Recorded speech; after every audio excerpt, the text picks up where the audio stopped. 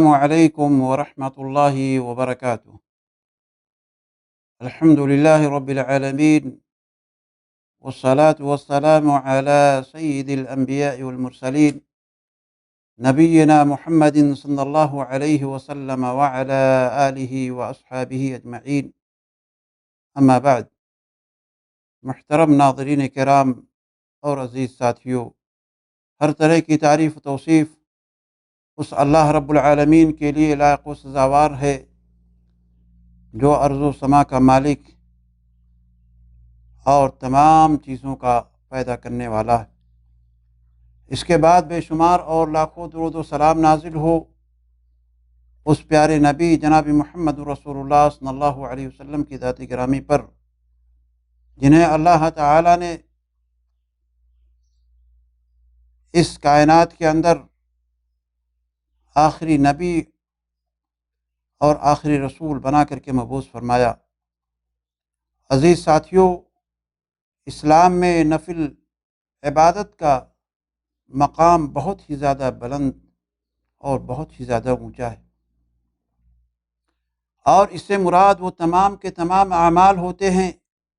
کہ جن کے ذریعے اللہ تعالیٰ کی قربت اور اللہ تعالیٰ کی نزدیکی حاصل ہوتی ہے، لیکن وہ اعمال فرض نہیں ہوتے۔ قیامت کے دن جب فرض عبادت میں کمی واقع ہو جائے گی تو ایسی صورت میں نفل عبادت سے اسے پورا کیا جائے گا۔ انہی عبادتوں میں سے نفلی روزے بھی ہوتے ہیں جن کا تعلق بندہ اور اللہ تعالیٰ کے ساتھ ڈائریکٹ ہوتا ہے۔ اللہ رب العالمین نے روزے کے علاوہ جتنی بھی ساری عبادتیں ہیں، چاہے وہ نماز ہو، چاہے وہ حج ہو، چاہے وہ صدقہ اور خیرات ہوں،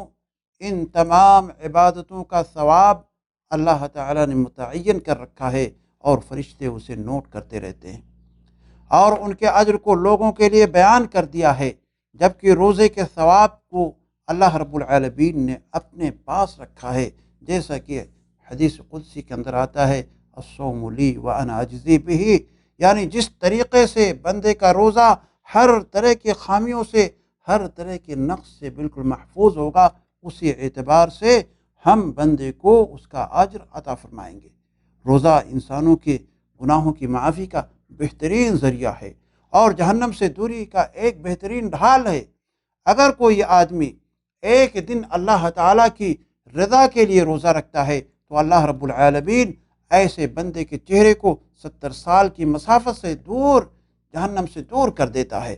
جیسا کہ حدیث کے اندر آتا ہے۔ حضرت ابو سعید خدری رضی اللہ تعالی عنہ بیان کرتے ہیں کہ آپ علیہ الصلوۃ والسلام نے ارشاد فرمایا، ما من عبد يصوم يوما في سبيل الله الا باعد الله بذلك اليوم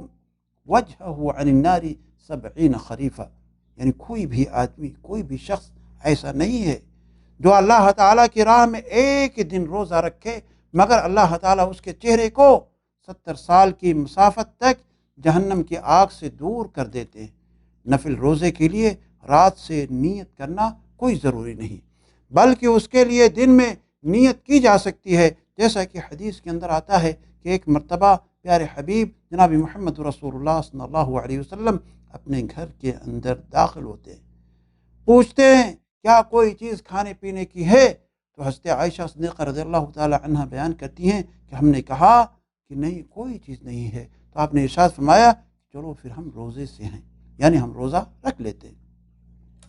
دوسری مرتبہ پھر آپ ایک دن گھر کے اندر تشریف لاتے ہیں، آپ نے پھر پوچھا کہ کوئی چیز ہے؟ تو ہم نے بتایا کہ ہمارے پاس تحفے میں ایک کھانا، یعنی ایک ثرید جو گھی اور کھجور اور آٹے سے بنتا ہے، وہ آیا ہوا ہے، کہیں سے آیا ہوا ہے ہدیے کے طور پر۔ تو آپ علیہ الصلوۃ والسلام نے کہا کہ لاؤ دکھاؤ اسے، تو آپ نے دیکھا تو آپ نے اس سے افطار کر لیا، اور آپ نے روزے کی نیت جبکہ پہلے کر لی تھی، آپ نے روزے کو توڑ دیا۔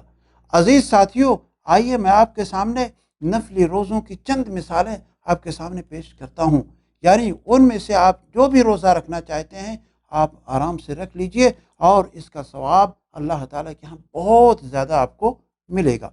انہی نفلی روزوں میں سے ایک روزہ ماہ شوال کے 6 روزے کا معاملہ ہے۔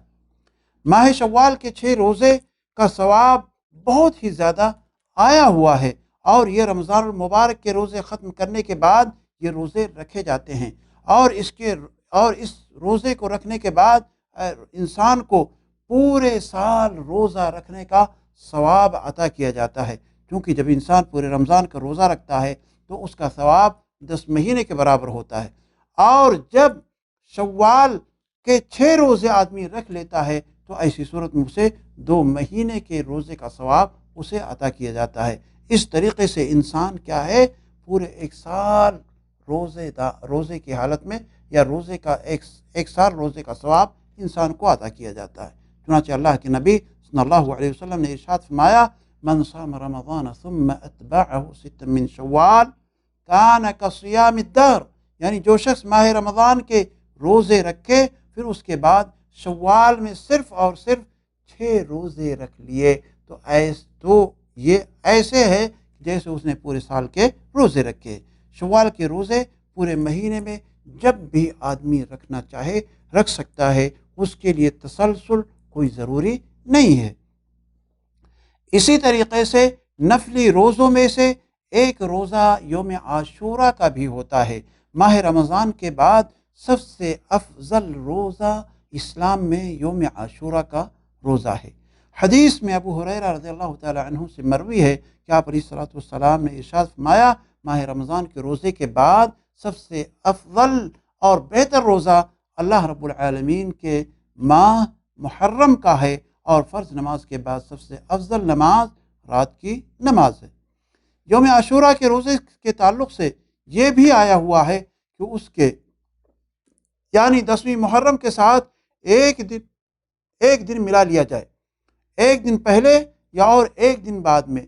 یا ایسا کریں کہ 9 تاریخ کو اور 10 تاریخ کو روزہ رکھیں، یا 10 اور 11 کو روزہ رکھیں، یا 9 کو 10 کو اور 11 کو تینوں دن روزہ رکھیں۔ اس طرح رکھنے میں یہودیوں کی مخالفت ہوتی ہے، اور ہمیں ان کی مخالفت کرنے کے لیے ترغیب دی گئی ہے اور تعلیم بھی دی گئی ہے۔ عزیز ساتھیوں، نفلی روزوں میں سے ایک ایام بیض کا بھی روزہ ہے۔ ایام بیض سے مراد قمری مہینے کی 13 تاریخ کو، 14 تاریخ کو اور 15 تاریخ کو روزہ رکھا جائے۔ ان دنوں کے اندر روزہ رکھنے کی بڑی تاکید آئی ہوئی، چنانچہ حدیث کے اندر آتا ہے، حضرت ابوذر رضی اللہ تعالی عنہ سے مروی ہے، انہوں نے بیان کیا کہ آپ صلی اللہ علیہ وسلم نے ہمیں یہ وصیت کی کہ ہم ہر ماہ کی 13 تاریخ کو، 14 تاریخ کو اور 15 تاریخ کو روزہ رکھیں۔ جو افراد ایام بیض کا روزہ رکھتے ہیں انہیں پورے سال روزہ رکھنے کا ثواب اللہ تعالیٰ کی جانب سے دیا جاتا ہے۔ آپ صلی اللہ علیہ وسلم نے ارشاد فرمایا، جس نے ایام بیض میں روزہ رکھا گویا اس نے پورے سال روزہ رکھا۔ اسی طرح سوموار کو اور جمعرات کو بھی روزہ رکھنا سنت ہے، کیونکہ اس دن انسان کے اعمال اوپر اٹھائے جاتے ہیں۔ عزیز ساتھیوں، یہ چند مثالیں تھیں جو نفلی روزے کے تعلق سے تھیں۔ ہم اللہ تعالیٰ سے دعا کرتے ہیں کہ الہ العالمین ہمیں نفلی عبادتوں کے کرنے کی توفیق عطا فرما۔ اے اللہ، تو ہمیں ماہ شوال کے 6 روزہ رکھنے کی ہمت عطا فرما۔ اے اللہ، چھوٹے ہوئے روزوں کی قضا کرنے کی توفیق عطا فرما۔ اے الہ العالمین، یہ وبا جو آج پوری دنیا کے اندر پھیلی ہوئی ہے، کورونا کا معاملہ ہے، اے اللہ اس مصیبت سے، اس پریشانی سے، اس وبا سے، اس بیماری سے تمام مسلمانوں کو اور دنیا کے تمام انسانوں کو اللہ تعالیٰ تو نجات دے دے۔ وآخر دعوانا ان الحمد للہ رب العالمین۔